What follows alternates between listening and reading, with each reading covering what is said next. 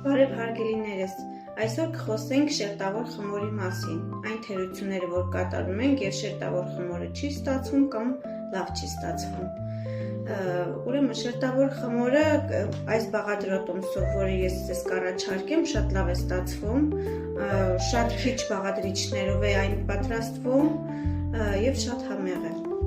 Սիրելի հետևորդներ, մի քանի նրբություն ասեմ, որպեսզի վերջնարդյունքը շատ լավ ստացվի։ Ուրեմն մեզ պետք է սուր դանակ, այնպիսի դանակ, որ չի ծամի խմորը, այլ կկտրի։ Այդպիսի խմորը կտրելու դեպքում շատ ընտիր է ստացվում։ Պետք չէ թխել 180-ից 200 աստիճանի տակ, այլ պետք է 220-ից 230 աստիճան։ Ինչքան տաք լինի ձեր ջեռոցը, այնքան լավ կթխվի, լավ կբարձրանա։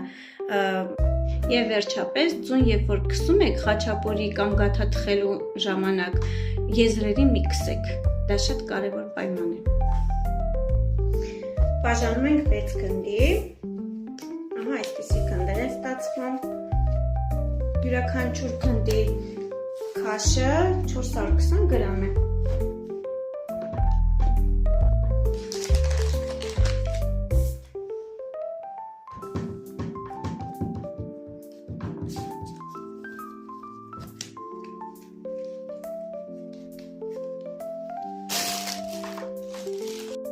Խաչապուրու խմորը ծալում ենք ծրարաձև, այսպես։